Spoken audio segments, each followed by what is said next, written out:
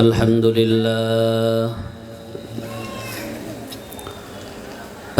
لله الذي جعل الشمس والقمر بحسبان والنجم والشجر يسجدان وفضل زمانا على زمان كما فضل مكانا على مكان وإنسانا على إنسان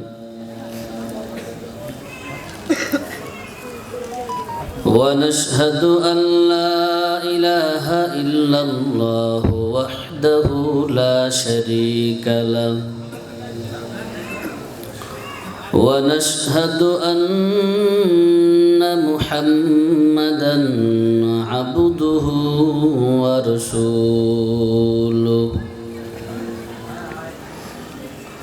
أما بعد فأعوذ بالله من الشيطان الرجيم بسم الله الرحمن الرحيم وقضى ربك ألا تعبدوا إلا إياه وبالوالدين إحسانا إما يبلغن عندك الكبر أحدهما أو كلاهما فلا تقل لهما أف ولا تنهرهما وقل لهما قولا كريما وقال النبي صلى الله عليه وآله وسلم إذا مات الإنسان فانقطع عنه عمله إلا من ثلاثة أو صدقة جارية أو علما ينتفع به أو ولد صالح يدعو له أو كما قال عليه الصلاة والسلام وقال الله تعالى في كلامه المجيد والفرقانه الحميد إن الله وملائكته يصلون على النبي يا أيها الذين آمنوا صلوا عليه وسلموا تسليما شكل درود إبراهيم পড়েন اللهم صل على محمد وعلى آل محمد كما صليت على إبراهيم وعلى آل إبراهيم إنك حميد مجيد اللهم بارك على محمد وعلى آل محمد كما باركت على إبراهيم وعلى آل إبراهيم إنك حميد مجيد سبحانك لا علم لنا إلا ما علمتنا أنت العليم الحكيم رب اشرح لي صدري ويسر لي أمري واحلل عقدة من لساني يفقه قولي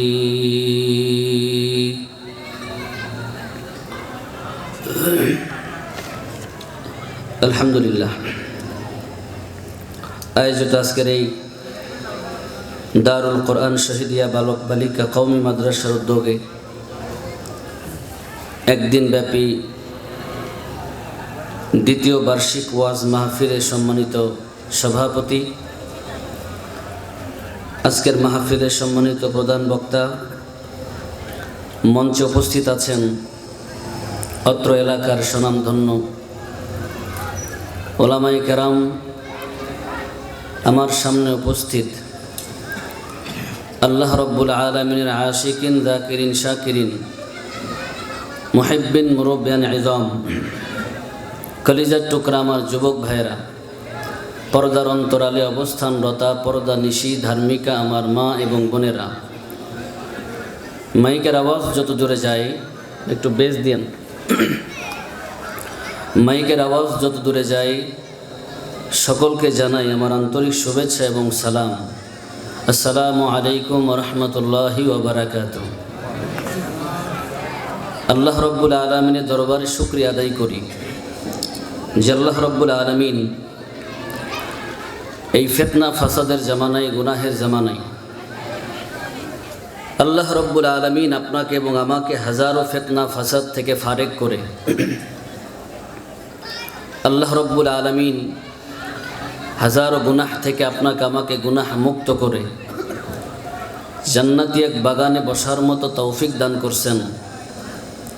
এজন্য আমরা সমস্যার একটু আওয়াজ দিই, সবাই বলি আমরা বেজার না খুশি? খুশি হইলে আওয়াজ তো বেশি হয়, আর বেজার হইলে না মুখ বন্ধ থাকে। আমরা এখানে কেন খুশি হব, এর পিছনে তো কিছু কারণ থাকতে হবে।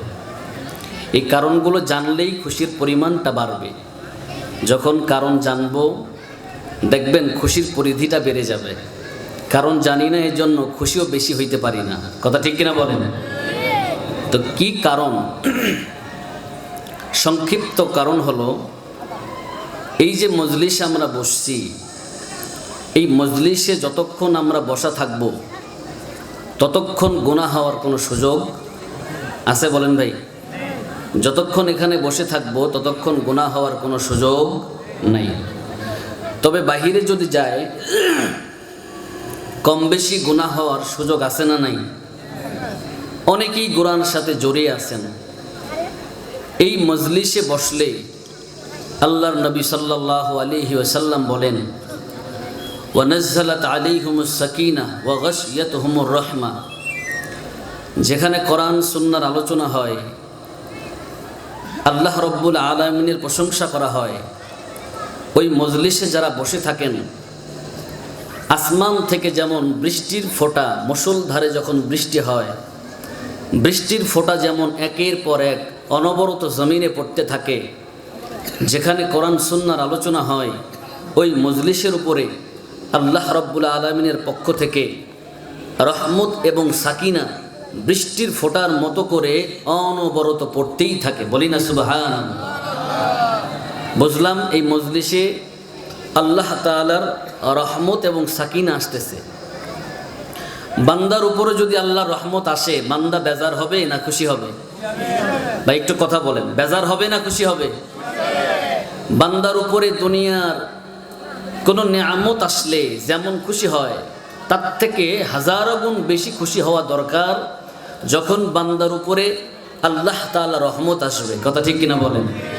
এ ব্যাপারে কোনো সন্দেহ আছে? নাই। এই জন্য যেহেতু এই মজলিসে বসলে আল্লাহ তাআলা গুনাহ মাফ করেন, এখানে বসলে নেকি আদায় হয়, নেকি কামাই হয়। অতএব যে মালিক আপনাকে আমাকে এখানে নিয়ে আসছেন, অনেক মানুষের কানে দাওয়াত পৌঁছাইছে কিন্তু আসতে পারে নাই। অনেকের ইচ্ছা থাকলেও আসতে পারে নাই। আবার অনেককেই আল্লাহ তাআলা ইচ্ছা না থাকলেও কোনো না কোনোভাবে এই মজলিসে ঢোকাইয়া দিয়েছেন। যেভাবেই হোক এখানে যেহেতু আসতে পারছি, আল্লাহ তাআলা আপনাকে আমাকে নিয়ে আসছেন, এজন্য আসেন সর্বপ্রথম সেই মহান মালিকের দরবারে শুকরিয়া আদায় করি। সকলে জবান খুলে দিয়ে আল্লাহ রব্বুল আলামিনের শুকরিয়া আদায় করি। সকলে জোরে সোরে মহাব্বতে বলি আলহামদুলিল্লাহ। লক্ষ কোটি দরুদ ও সালাম মানবতার দূত, সৎপথের দিশারি, সৈয়দুন নবী ইমামুল মুরসালিন, খাতামুন নবিয়্যিন, শাফিউল মাহশার, হযরত মুহাম্মদ রাসূলুল্লাহ, সকলে পড়ি সাল্লাল্লাহু আলাইহি ওয়াসাল্লাম। সম্মানিত হাজিরিন, আজকের মাহফিল খুব বেশি লম্বা সময় হবে না, এজন্য আপনাদেরকে আমি সরাসরি আমার আলোচনায় চলে যেতে চাই। আল্লাহ রব্বুল আলামিন যেন আমাকে ধৈর্য এবং ইখলাসের সাথে নির্দিষ্ট বিষয়ের উপরে প্রয়োজনীয় কিছু কথা বলবার তৌফিক দান করেন, বলেন আমিন। তবে আলোচনা শুরুর আগেই আপনাদের কাছে আমার একটা দাবি আছে। যেহেতু আজকের জন্য আপনাদের আমি মেহমান হিসেবে সামান্য একটু দাবি যদি করি, দাবিটা পূরণ করবেন না ইনশাআল্লাহ? কি সবাই বলেন পূরণ করবেন ইনশাআল্লাহ?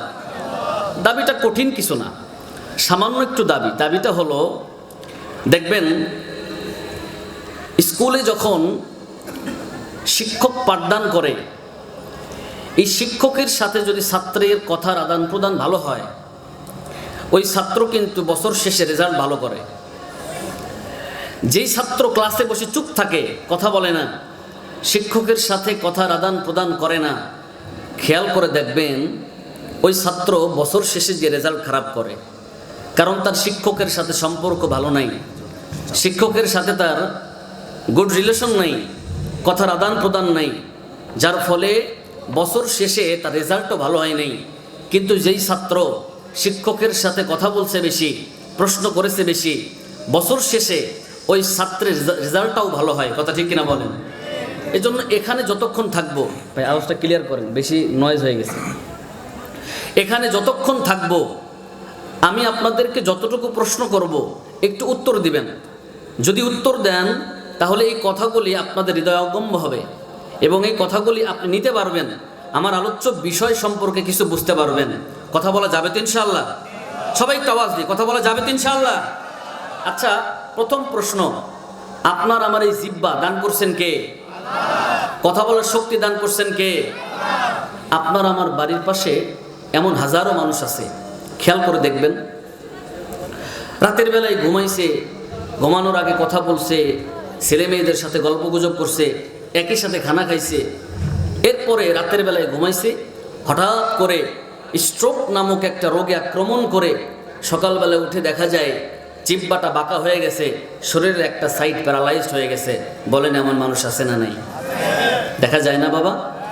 আচ্ছা, ওই মানুষটাকে যে আল্লাহ তাআলা হঠাৎ করে রাত্রের বেলায় প্যারালাইজড করে দিতে পারলো, ওই মালিক তো চাইলে আপনাকে আমাকে প্যারালাইজ করতে পারতো না? পারতো? বিশ্বাস আছে? জিহ্বা আল্লাহ চাইলে মুহূর্তের ভিতরে আপনার আমার জিহ্বা বন্ধ করে দিতে পারেন, কিন্তু এখনো দেয় নাই। যে মালিক মুহূর্তের ভিতরে আপনার আমার শরীরটাকে অবশ করে দিতে পারে, প্যারালাইজড করে দিতে পারে, এখনো দেয় নাই। বলেন শুকরিয়া কার? এখনো আসতে বলেন শুকরিয়া কার? যে মালিক এখনো জিহ্বা সচল রাখছে, বলেন শুকরিয়া কার? যে মালিক আপনার আমার হাত বডি এখন সচল রাখছে, বলেন শুকরিয়া কার? সবাই মিলে যখন আল্লাহর শুকরিয়া আদায় করবেন, মহাব্বতে জোরে সোরে শুকরিয়া আদায় করবেন, পারবেন তো ইনশাআল্লাহ? সবাই একটু বলি তো নারে তাকবীর। আল্লাহ তৌফিক দান করেন, বলেন আমিন। মুসলমান ভাইয়ের আমার, আপনার আমার এই শরীরের একটা সেকেন্ডও ভরসা নেই, কোনো ভরসা নেই যে আপনি আমি নির্দিষ্ট সময় এই জিন্দেগি পরিচালনা করতে পারবো, এর কোনো নিশ্চয়তা নেই। কারণ দুনিয়াতে কত মানুষ আসছিল অনেক ক্ষমতা নিয়ে, দুনিয়াতে টিকতে পারেনি। এ দুনিয়াতে ফেরাউন আসছে অনেক ক্ষমতা নিয়ে, ফেরাউন টিকতে পারে নাই। দুনিয়াতে নমরুদ আসছে অনেক ক্ষমতা নিয়ে, নমরুদ টিকতে পারে নাই। দুনিয়াতে কারণ আসছে অনেক ক্ষমতা নিয়ে, টিকতে পারে নাই। দুনিয়াতে অনেকেই নিজের ক্ষমতাকে পাকাপোক্ত করে ধরে রাখার চেষ্টা করেছে, পারে নাই। আল্লাহ তাআলার হুকুম যখন হয়ে গেছে, 1000 বছরের ক্ষমতা, 1000 দিনের ক্ষমতা এক নিমিষেই আল্লাহ তাআলা ধূলিসাৎ করে দিয়েছেন। বলেন ওই মালিক পারে কি পারে না? জোরে বলেন, পারে কি পারে না? ক্ষমতায় কেউ স্থায়ী হয় না, হোক না সে ফেরাউন কিবা নমরুদ, কেউ ভবে চিরকাল রয় না। ঠিক কিনা বলেন? ক্ষমতায় কেউ স্থায়ী হয় না, হোক না সে ফেরাউন কিবা নমরুদ, কেউ ভবে চিরকাল রয় না, কেউ ভবে চিরকাল রয় না। চলে যাই সব ছেড়ে যেতে হয়, মৃত্যু মানে না কোনো পরিচয়। চলে যাই সব ছেড়ে যেতে হয়, মৃত্যু মানে না কোনো পরিচয়। সব রাজা মহারাজা আর মহাবীর, সব রাজা মহারাজা আর মহাবীর, কাউকে সে অবকাশ দেয় না।